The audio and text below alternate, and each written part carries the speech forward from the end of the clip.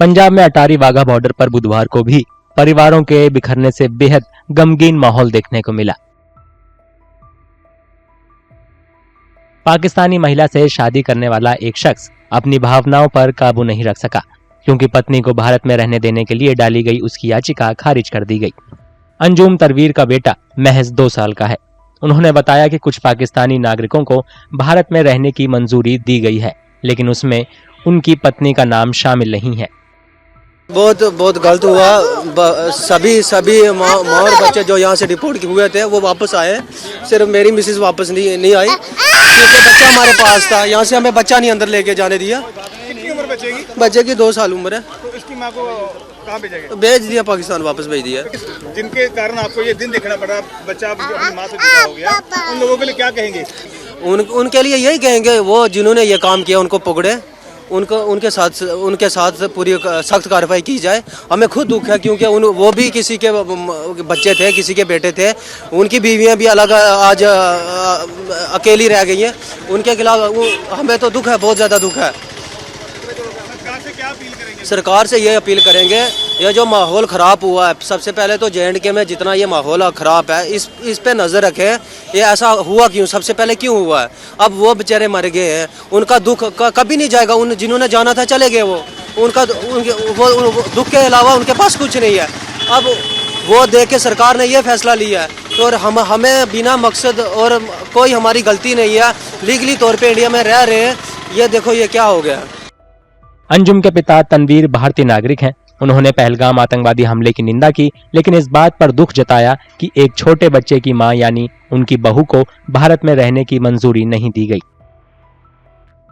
मेरा नाम तनवीर खान है, मैं राजौरी से बिलोंग रखता हूँ।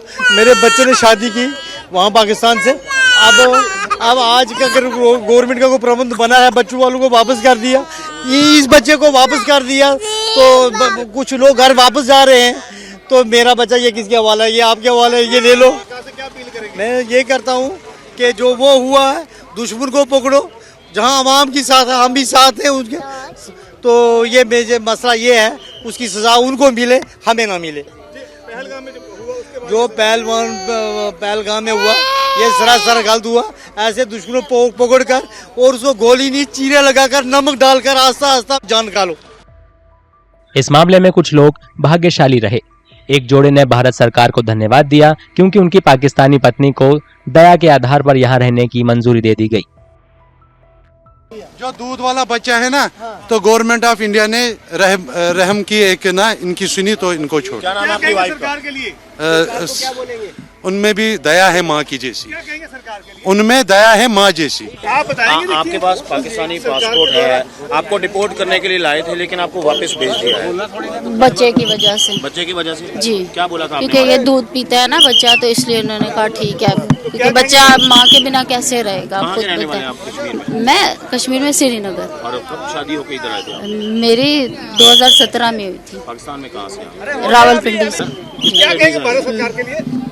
यही मैं शुक्रिया अदा करना चाहूंगी कि उन्होंने माँ और बेटे को अलग नहीं। जम्मू कश्मीर के पहलगाम में 22 अप्रैल को हुए आतंकवादी हमले में 26 लोगों की हत्या के बाद भारत सरकार ने पाकिस्तानी नागरिकों को भारत छोड़ने का नोटिस जारी किया है। सार्क वीजा रखने वालों के लिए भारत छोड़ने की अंतिम तिथि 26 अप्रैल थी। मेडिकल वीजा वालों के लिए यह समय सीमा 29 अप्रैल थी।